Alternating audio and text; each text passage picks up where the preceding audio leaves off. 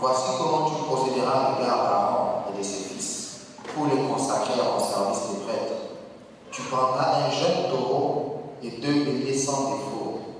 pain sans levain, des gâteaux sans levain pétris à l'huile, et des galettes sans levain arrosées d'huile, faites des fleurs de farine et des froment. On va se limiter là et on va lire 1 Pierre, chapitre 2. Ça fait beaucoup de lectures, mais c'est important. 1 Pierre, chapitre 2.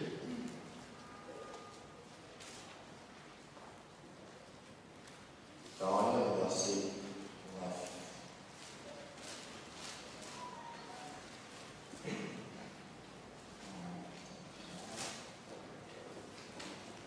1 Pierre, chapitre 2, verset 9. La Bible dit: mais vous êtes une race élue, une communauté de rois, prêtres, une nation sainte, un peuple que Dieu a libéré pour que vous célébriez les biens hauts des œuvres, que vous célébriez bien haut les œuvres merveilleuses de celui qui vous a appelé à passer des ténèbres à son admirable lumière. Alléluia. Alors, le fondement d'une vie de consécration. Déjà, le terme consécration, selon le dictionnaire Larousse, vient du terme latin consecrare, qui veut dire dédié à. Et la deuxième définition que le dictionnaire nous donne du verbe consacrer, c'est employer quelque chose totalement dans un but pour le bien de quelqu'un. Je peux dire par exemple, je consacre mon énergie pour achever ce travail. Alors, il y a le verbe consacrer. Et de ce verbe provient le verbe nominal c'est consacrer. Si consacrer veut dire dédier quelque chose à Dieu ou à quelqu'un, c'est consacrer veut dire c'est dédier soi-même à quelque chose ou à quelqu'un.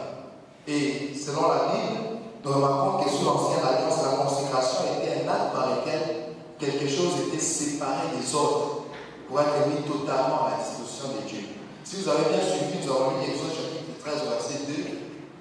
Dieu qui parle à Moïse lui dit: consacre-moi tous les premiers-nés, tant des hommes que des animaux, ils m'appartiendront. Autrement dit, il dit: mets à part, sépare tous les premiers-nés, mets-les de côté, ils seront totalement à mon service. Alléluia. Alors, pour bien comprendre ces passages, Exode 13, verset 2, ici, il expliquait un peu le contexte dans lequel Dieu fait cette déclaration à Moïse. Si vous lisez l'Exode chapitre 12, la Bible nous parle de la Pâque, c'est-à-dire la libération du peuple d'Israël qui a quitté l'Égypte et qui était dans le désert pour arriver à Canaan. Qu'est-ce qui s'est passé? C'est que dans Exode chapitre 3 déjà, Dieu a remarqué la souffrance de son peuple. Et dans Exode chapitre 3, Dieu appelle Moïse à être l'instrument par lequel il va passer pour libérer son peuple. Et de Exode chapitre 3 jusqu'à Exode chapitre 11, il y a eu une succession de confrontations entre Moïse et Pharaon. À chaque fois Moïse venait de la part de Dieu, il dit à Pharaon: Dieu demande de libérer mon peuple. Pharaon murmurait: non, je ne veux pas. À chaque fois Dieu frappait Pharaon de la plaie et Pharaon essayait de libérer le peuple. Après Pharaon rattrapait le peuple. Bref, il y a eu cet échange-là entre Dieu et Pharaon. Pharaon refusait absolument de libérer le peuple de Dieu. Et dans Exode chapitre 12, Dieu dit: ok, cette fois-ci, je vais frapper l'Égypte de la dernière plaie. Et la dernière plaie, c'était la mort de tous les premiers-nés. Dieu a dit: je vais tuer tous les premiers-nés qui se trouvent en Égypte. Et il a dit aux enfants d'Israël: voici les signes qui vont vous épargner, vous, de la mort. C'est que vous allez tuer à chacun un agneau sans défaut, que vous allez mettre le sang de cet agneau dans les lintons de vos maisons. Et quand l'ange viendra pour détruire, pour tuer les premiers-nés dans chacune des maisons des Égyptiens, quand il verra le sang dans les lintons de vos maisons, l'ange va passer par-dessus votre maison. Et c'est justement ce que veut dire la Pâque, passer outre, outrepasser. C'est là que Dieu a institué la Pâque. Et c'est quand Dieu a frappé les enfants d'Israël de la 10e plaie, enfin les Égyptiens de la 10e plaie, que finalement Pharaon a lâché prise. Et les enfants d'Israël se sont retrouvés en route vers Canaan. Alléluia. Et c'est après cela que Dieu dit maintenant dans Exode chapitre 13 à Moïse: écoute, les enfants d'Israël, les premiers-nés d'Israël, je ne les ai pas tués, j'ai tué les premiers-nés des Égyptiens, mais ces premiers-nés doivent être consacrés à moi. Et vous remarquez avec moi, et je le dirai aussi par la suite, c'est que Dieu n'a pas demandé cela aux enfants d'Israël quand ils étaient en Égypte. Dieu les a d'abord libérés de l'Égypte, les a amenés dans le chemin vers Canaan. C'est après les avoir libérés de l'Égypte qu'il leur demande de se consacrer. Il en est de même pour nous, parce que bien évidemment, la Pâque juive est bien évidemment la préfiguration de la Pâque chrétienne. De la même manière que les Juifs avaient besoin de mettre les sangs dans les lintons de leur maison pour être protégés de la mort. De la même manière, nous avons besoin, nous avons les sangs de Jésus-Christ qui nous protègent contre la colère de Dieu. Et de la même manière que Dieu, après avoir libéré les enfants d'Israël de l'Égypte, leur demande de se consacrer à lui, leur demande de consacrer le premier-né. C'est pourquoi Dieu, après nous avoir sortis du monde, nous avoir transportés du royaume des ténèbres à son admirable lumière, maintenant nous demande nous aussi de marcher à la consécration. Alléluia. Donc Dieu est maintenant en droit de nous demander cela parce qu'il nous a déjà sortis de l'Égypte pour nous amener dans le chemin de Canaan. Et quand vous avez remarqué le passage que j'ai lu, ça parle maintenant des prêtres. Ça veut dire qu'au-delà des personnes que Dieu demandait, les premiers que Dieu avait demandé de consacrer, il y avait une certaine catégorie de personnes à qui Dieu exigeait une consécration particulière, encore les prêtres. Vous savez, dans l'Ancien Testament, il y a 3 catégories de personnes, 3 types de serviteurs de Dieu qui recevaient une onction particulière de la part de Dieu. On a les prêtres, qui sont les sacrificateurs, nous avons les prophètes et nous avons le roi. Les prêtres ou les sacrificateurs recevaient l'onction de la part de Dieu pour être les porte-parole du peuple auprès de Dieu. C'est-à-dire que les sacrificateurs venaient de la part du peuple, portaient les péchés du peuple et venaient dans la présence de Dieu pour demander pardon pour lui et pour tout le peuple. Autrement dit, c'était les porte-parole du peuple auprès de Dieu. Et ils recevaient une onction particulière pour cela. Et il y avait un deuxième type de serviteurs de Dieu dans l'Ancien Testament, c'était les prophètes. Les sacrificateurs étaient les porte-parole du peuple auprès de Dieu, et le prophète, lui, était le porte-parole de Dieu auprès du peuple. C'est pourquoi quand un prophète parle, il dit souvent ainsi par l'Éternel. Parce que le prophète était la bouche autorisée de Dieu. Et il y a une troisième catégorie des serviteurs de Dieu qui était le roi. Le roi, lui, représentait l'image de Dieu, la gloire de Dieu. Il était établi pour juger le peuple. Et le passage que nous avons lu dans 1 Pierre chapitre 2, verset 9, c'est fort parce que Pierre dit à ses contemporains, ses chrétiens, ses disciples, que vous êtes une race élue, vous êtes un sacerdoce royal, comme on le dit, ou un peuple de rois prêtres.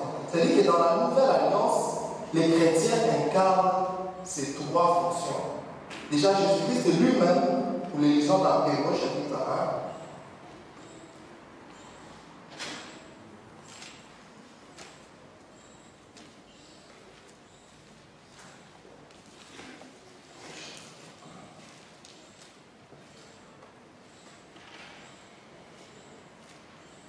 la Bible nous parle de Jésus comme étant, Hébreux chapitre 1, comme étant celui qui incarne ces 3 rôles.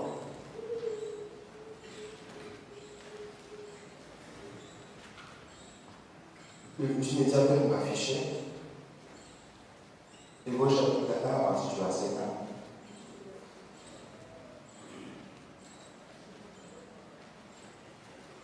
1. Alors on dit à bien des reprises et de bien des manières, Dieu a parlé autrefois à nos ancêtres par les prophètes. Verset 2. Et maintenant, dans ces jours qui sont les derniers, c'est par son Fils qui nous a parlé. Il a fait de lui l'héritier de toutes ces choses. Et c'est aussi par lui qu'il a créé l'univers. Et là, on présente Jésus-Christ comme étant les prophètes de Dieu. On dit, dans l'Ancien Testament, Dieu a parlé de plusieurs manières par les prophètes. Et aujourd'hui, Dieu nous parle par le Fils. Il nous parle de Jésus-Christ qui a reçu l'onction d'être ses porte-parole, ses messagers de Dieu. Et la suite nous dit, ce Fils est le rayonnement de la gloire de Dieu et l'expression parfaite de son être. Il soutient toutes choses par sa parole puissante et après avoir accompli la purification des péchés. Ça, il joue le rôle de sacrificateur. Parce que comme je le disais tantôt, les sacrificateurs étaient les porte-parole du peuple auprès de Dieu.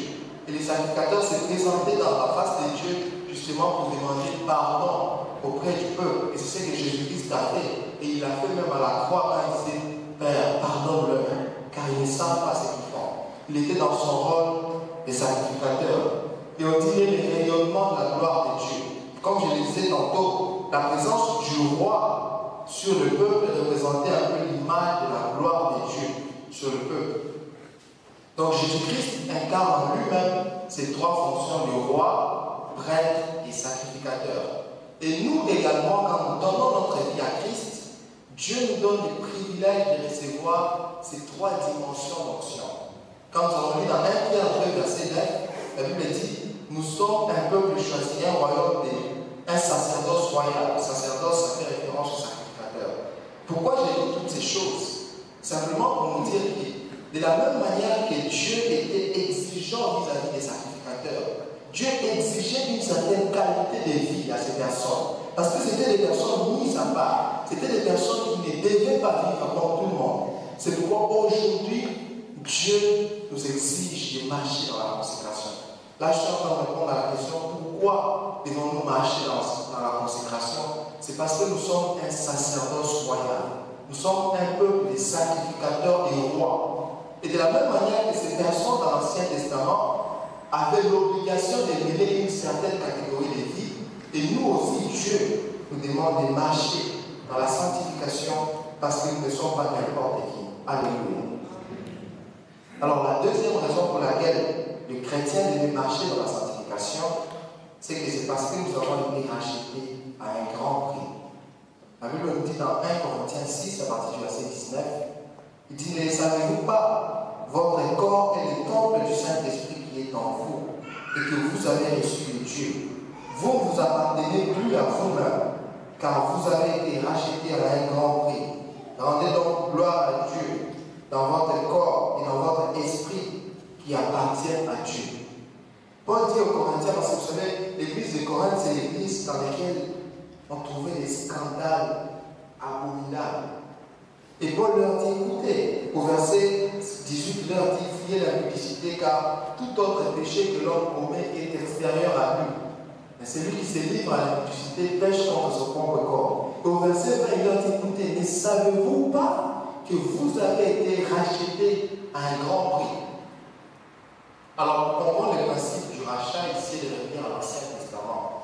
Vous savez, à l'Ancien Testament, chez les Juifs, il y avait, on vendait les esclaves. Ça veut dire que, quand vous lisez Lévitique 25, la Bible en parle, c'est que je pouvais avoir mon esclave. J'achète mon esclave, et un esclave, en réalité, n'a pas de volonté. Un esclave fait totalement la volonté de son maître. Et qu'est-ce qui s'est passé? C'est que, si j'ai mon esclave, et à un moment donné, j'ai dit, bon, écoutez, je suis fatigué de gérer cet esclave, je veux le vendre à quelqu'un d'autre. Et la personne, le nouveau maître qui vient prendre mon esclave, on dira qu'il a racheté cet esclave. Parce que moi, j'avais acheté l'esclave et lui a racheté l'esclave. Et Paul maintenant dit aux Corinthiens qui comprennent mieux ce principe, il leur dit, et vous, vous avez été rachetés à un grand prix. Parce que lorsque l'homme a péché, l'homme est devenu esclave du péché. L'homme est devenu esclave du diable. Et Jésus-Christ, au travers de l'œuvre qu'il a accomplie sur la croix, il nous a sortis du royaume des ténèbres pour nous transporter dans son admirable lumière. On dira donc qu'il nous a rachetés. Et il leur dit, écoutez, si les esclaves pouvaient être rachetés à prix d'argent, vous avez été rachetés à un prix très énorme. Jésus-Christ a donné sa vie. C'est la deuxième raison pour laquelle on devait marcher dans la sanctification. Parce que nous avons été rachetés à un grand prix. Celui qui nous a rachetés n'a pas donné l'or et l'argent, il a donné sa vie. Ça me fait penser à cette anecdote que quelqu'un raconte. Il dit, il y avait un jour une maman qui disait chaque jour à son fils, tu sais, ne prends pas l'alcool. Tu sais, l'alcool va te détruire. Vous savez, nous les enfants, on dit, ah, maman, tu sais. Ça, c'est l'ancienne génération, ça, la nouvelle génération. À chaque fois, la maman conseillait son fils, la maman conseillait son fils ne voulait pas écouter sa mère. Et il s'est fait qu'un jour, son fils est allé, son fils a bu, son fils s'est enivré. Et vous savez, au pays, souvent, du moins dans mon pays, il n'y a pas d'électricité. Vous voyez, le courant, il n'y en a pas à tout le monde. Et vous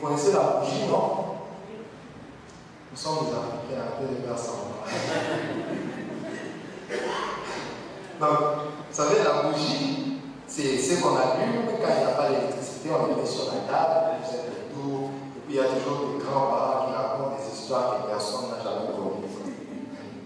Donc, et le danger de cette bougie, c'est que si vous la posez sur la table et que vous oubliez, à un moment donné, ça peut tomber, ça peut toucher. Si ça touche quelque chose de brûlable, ça peut brûler toute la maison. Et au pays, beaucoup de gens ont connu ce problème-là. Et comme l'enfant était ivre, l'enfant est revenu à la maison, la maman n'était pas là, l'enfant a allumé la bougie, l'enfant a mis la bougie au salon, et l'enfant, dans son ivresse, est allé se coucher dans la chambre.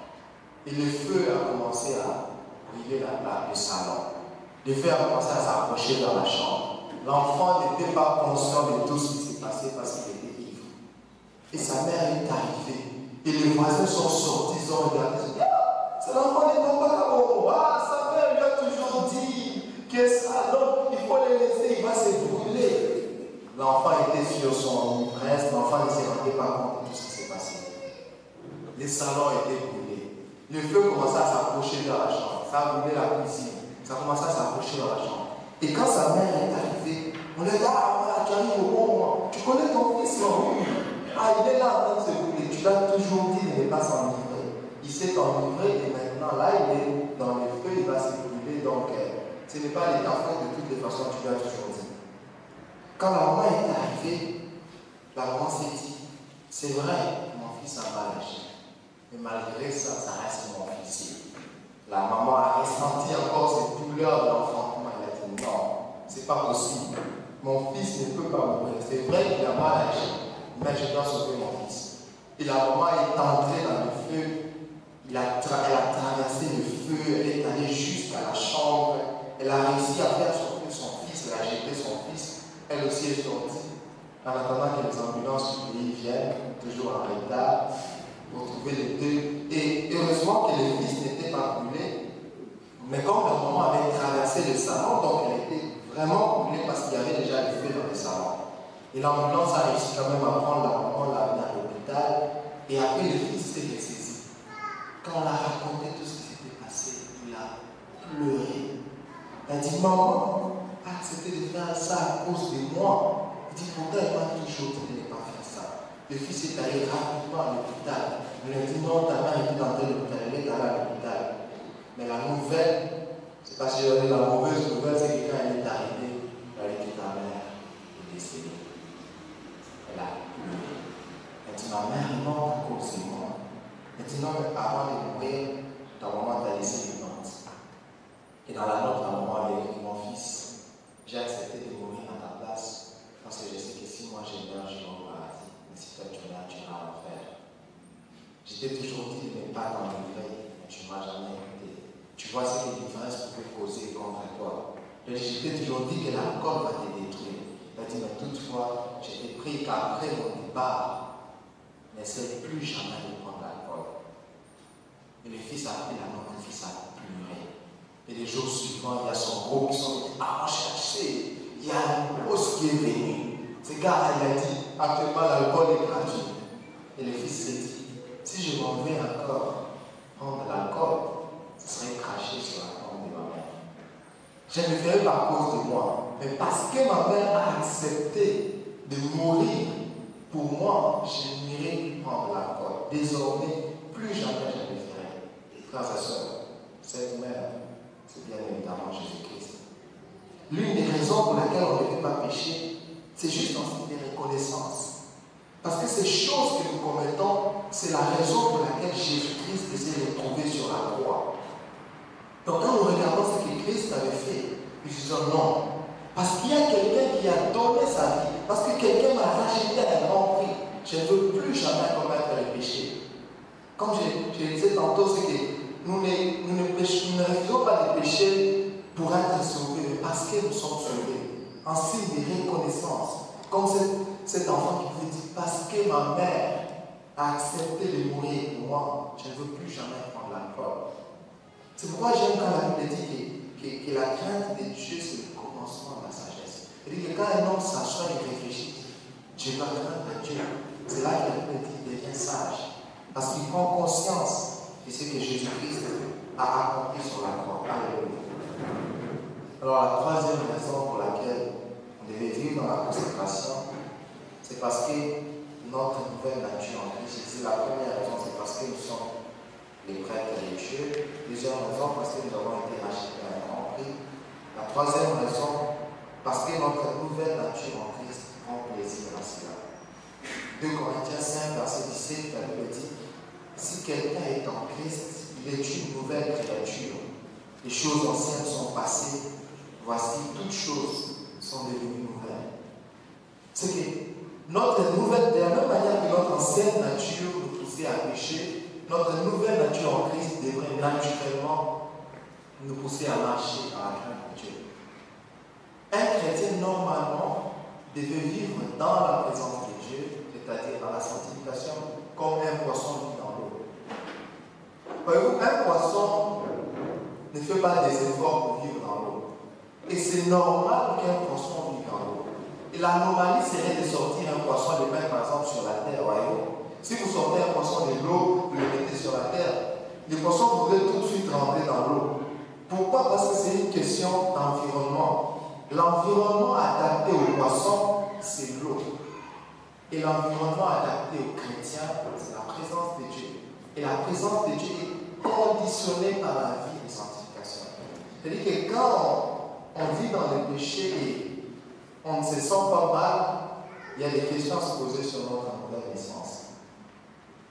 Parce que normalement, un chrétien normal, quand il vit dans le péché, il ne prend pas plaisir à cela. Parce que sa nouvelle nature en Christ ne lui permet pas de se réjouir du péché. Parce que quand nous devenons chrétiens, Dieu nous rend aptes à accomplir sa volonté.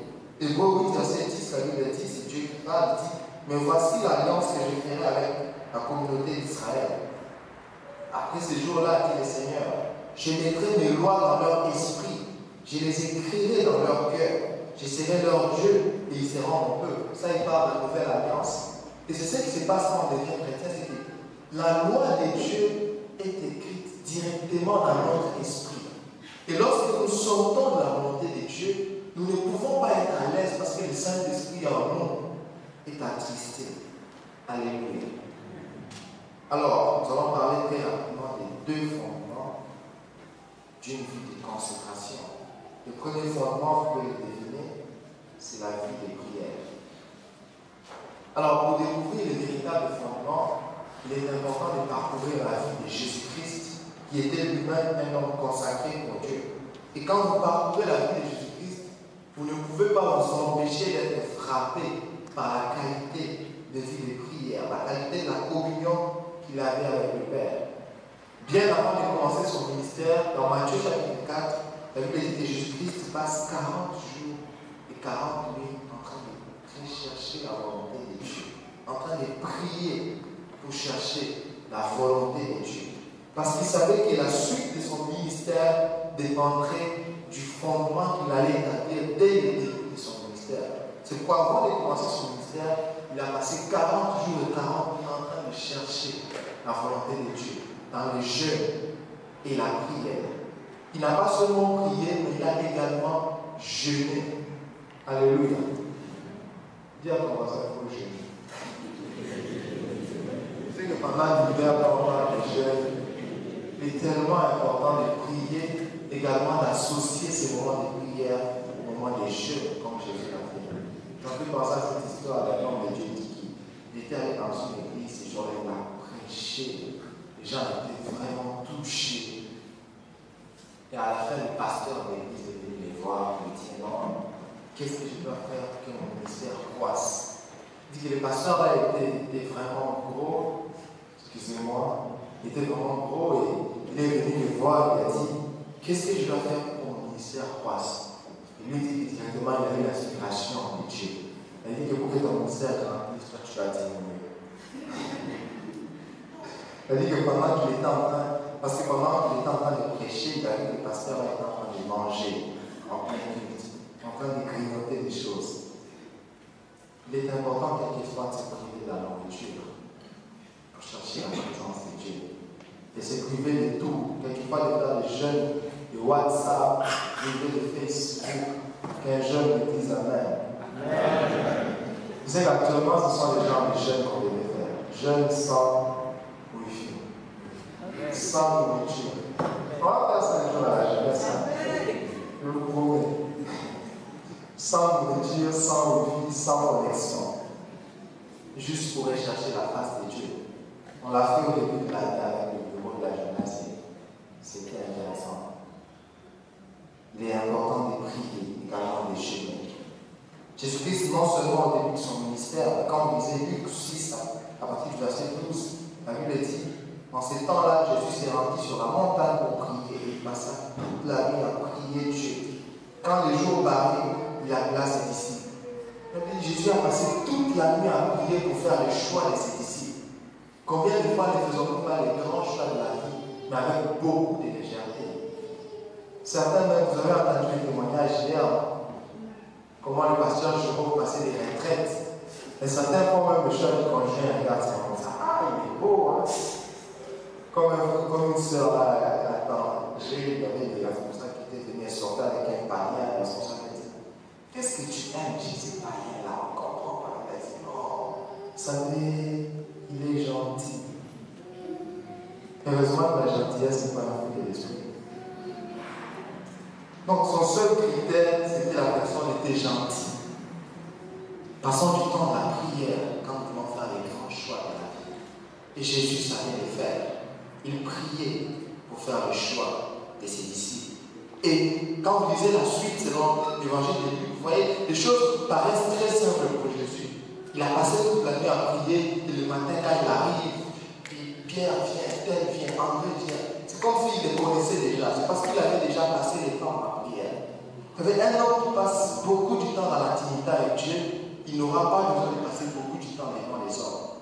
Si tu passes plus du temps avec Dieu, tu passeras moins de temps devant les défis de la vie. C'est pourquoi Jésus-Christ, devant les défis de la vie, il n'avait pas de temps à perdre. Remarquez, dans Jean chapitre 11, Jésus-Christ devant l'un des plus grands problèmes de l'humanité, la mort de Lazare. Mais écoutez la prière que Jésus fait devant la mort. J'imagine moi à sa place, vraiment, j'allais faire des prières, chasser les démons, lier, délier. Mais écoutez la prière de Jésus. Seigneur, je te rends grâce de ce que tu m'as toujours ressourcé. Je ne te prie même pas pour moi-même. Après quelques minutes, Lazare sort et le miracle se fait. Et c'était quoi le secret? C'est qu'il passait beaucoup du temps dans l'intimité avec Dieu. Ça fait qu'en public, devant les défis de la vie, c'était du tic au tac. Souvent, nous passons beaucoup du temps devant les défis de la vie parce que nous passons moins de temps devant Dieu. Ça fait que nous n'avons pas une recharge nécessaire pour affronter les défis de la vie. Et Jésus l'avait compris. Regardez tous les miracles que Jésus faisait. Il faisait du tic au tac. Ce n'était pas parce qu'il était Dieu, mais c'est parce qu'il était un homme qui vivait en communion avec Dieu, qui vivait cette intimité avec Dieu, qui pouvait accomplir tous ces miracles. Ne faisons pas comme cet homme-là dont on me parlait, où il n'aimait tellement pas prier qu'il avait écrit à prier dans un fichier sur les murs de sa chambre. Et avant de dormir, il disait, Seigneur, regarde là. Donc, pour lui, c'est Dieu qui devait lire et l'exaucer en même temps. Prenons le temps de prier. Alléluia. Souvenez-vous de l'histoire de Gethsémane. En Matthieu chapitre 26, à partir du verset 36. La Bible dit, Jésus-Christ était dans la tristesse alors qu'il s'approchait du jour de sa mort. La Bible dit, Jésus a prié. Il a tellement prié jusqu'au point où sa sueur s'est transformée en grumeau de sang. Vous imaginez? Et le commentateur dit que cette expérience, ceux qui le vivent, ce sont des personnes qui sont condamnées à mort, par exemple. Ils savent qu'on va les tuer dans 48 heures, dans 4 heures. Le fait de penser à cela peut créer une agitation à l'intérieur, dès qu'il peut faire que leur veine se déchire et que les sangs coulent. Jésus-Christ lui-même l'avoue et dit, mon âme est triste jusqu'à la mort. Mais pendant que son âme était triste, Jésus a fait le choix. Quel est le choix que nous faisons souvent quand nous sommes dans la tristesse? Pleurer, ce n'est pas prier. S'inquiéter, ce n'est pas prier. Publier un message sur WhatsApp, dire je suis triste, ce n'est pas prier. Prier, c'est prier. Alléluia. Faisons le choix de prier quand nous sommes tristes. J'aime ce que la prière fait. La prière, au-delà de changer nos situations, nous change nous-mêmes. Vous savez, quand vous entrez dans la prière, même si Dieu ne change pas immédiatement votre situation, Dieu vous changera vous pour vous rendre apte à affronter cette situation. C'est ce qui s'est passé avec Jésus. La Bible dit que Jésus-Christ a tellement prié, et l'évangile, j'ai lu, c'est Luc, signale que quand il a tellement prié, et Dieu a envoyé un ange pour le fortifier.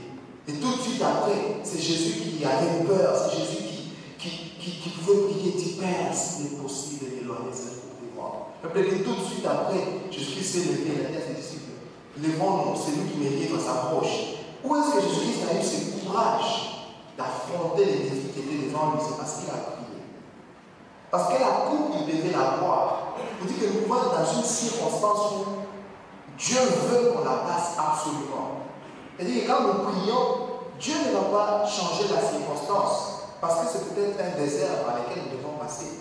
Mais Dieu va nous changer, nous, par rapport à la circonstance. Il va nous rendre aptes à affronter la circonstance avec un autre regard. Et c'est exactement ce qui s'est passé avec Jésus-Christ à Gethsémane.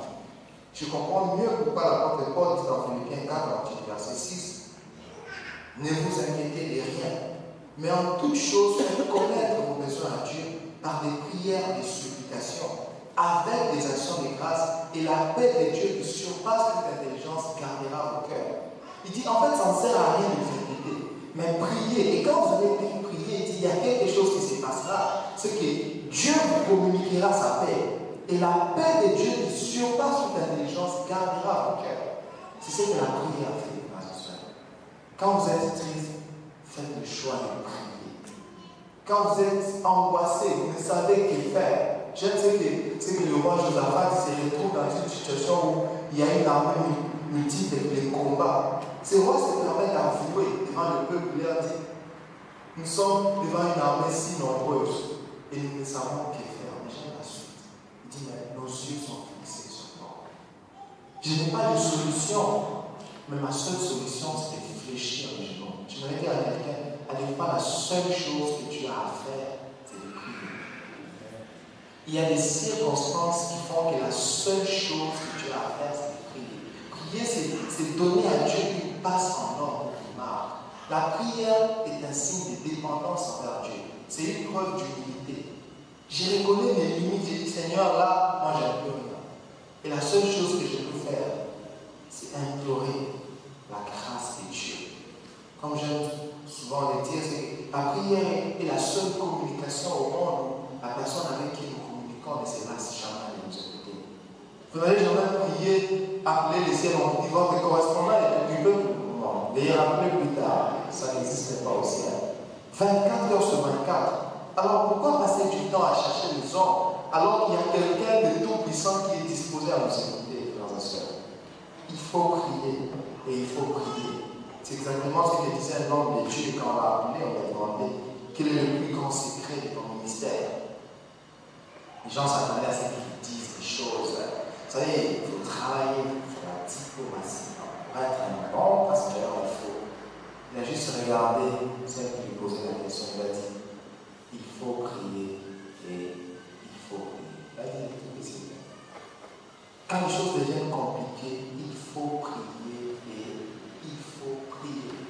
Quand vous revenez devant les défis de la vie où vous ne savez que faire, il faut prier et il faut prier. J'aime ce qu'un homme disait, c'est qu'un homme à genoux dans la prière voit plus loin qu'un géant debout sur une montagne. La prière nous permet d'anticiper les choses. C'est dans la communion avec Dieu que Dieu nous révèle des choses qu'on n'aurait jamais dit. Ah Seigneur, c'est comme ça. Oui, c'est comme ça. Parce que nous passons du temps à le chercher. Tu sais qu'il dit dans Jérémie 33, verset 3, il dit, invoque-moi et je te répondrai. Je t'annoncerai des grandes choses, des choses cachées, des choses que tu ne connais pas. Il dit, quand tu m'invoqueras, je te répondrai. C'est en ce moment-là que je t'annoncerai des choses cachées, des choses que tu ne connais pas. Vous savez, des fois, on est surpris par beaucoup de choses de la vie. Mais des fois, les hommes qui sont vraiment les hommes de prière, vous savez, c'est merveilleux de voir quelque chose arriver et de dire, je savais. Dieu m'avait déjà dit ça. Ça ne me surprend pas. Tu es dans une position de confiance. C'est comme Jésus. Il avait tellement d'intimité avec le Père qu'il savait même qui allait le trahir. Et quand Judas est venu, il a dit, mon ami, fais ce que tu as à faire. Ce n'était pas une surprise pour lui, parce qu'il les savait. Et c'est ce qui se passe quand nous sommes en intimité avec Dieu. Vous savez, quand vous remarquez Pierre, par exemple, lisez dans 2 Pierre, je crois, il parle déjà même de sa mort. Il dit parce que le jour de ma mort s'approche, parce que le Seigneur me l'a dit. Et que Pierre savait même que bientôt il allait mourir. Parce qu'il avait une intimité avec Dieu.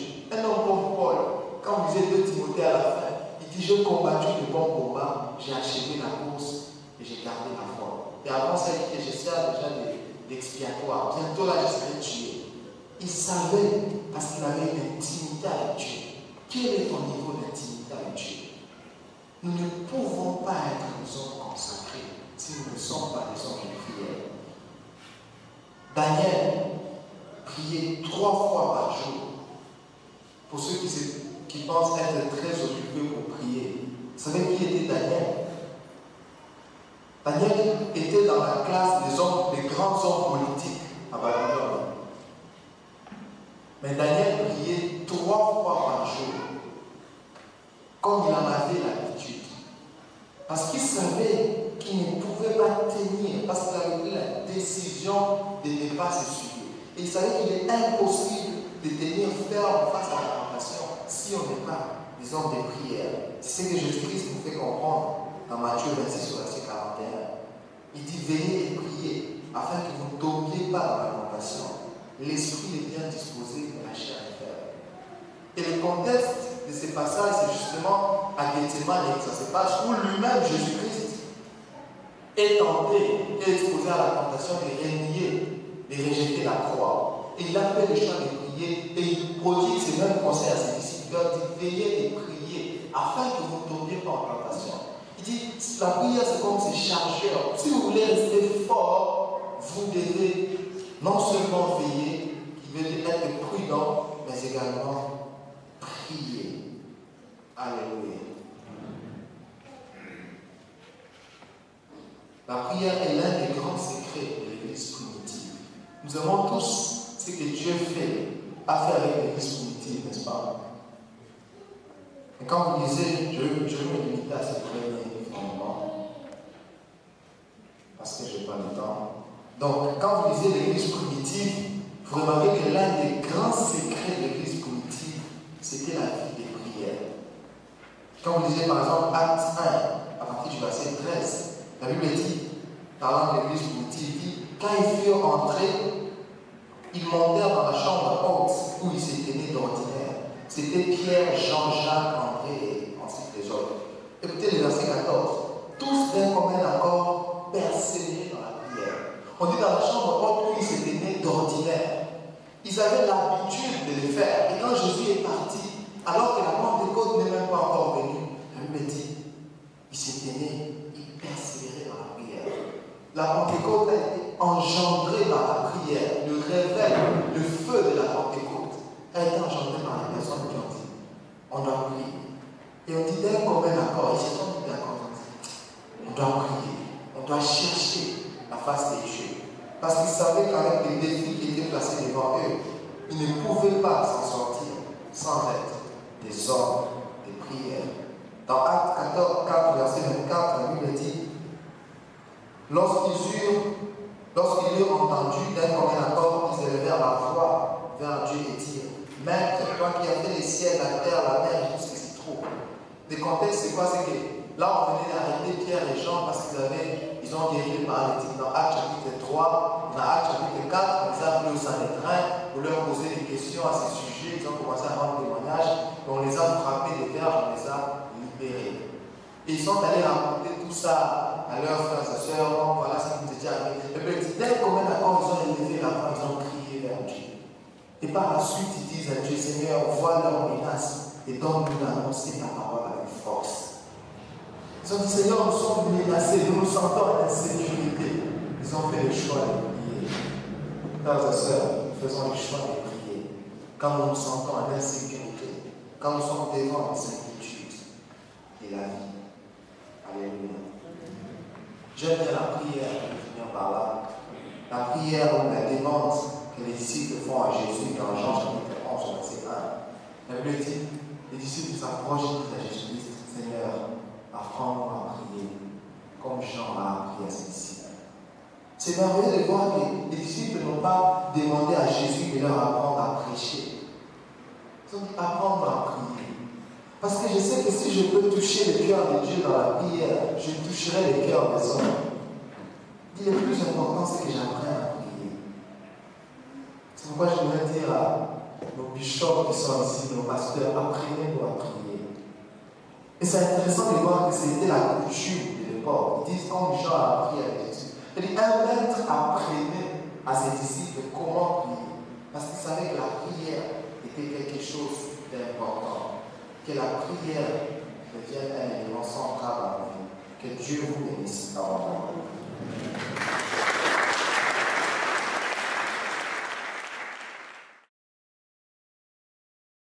Calvin, let's go.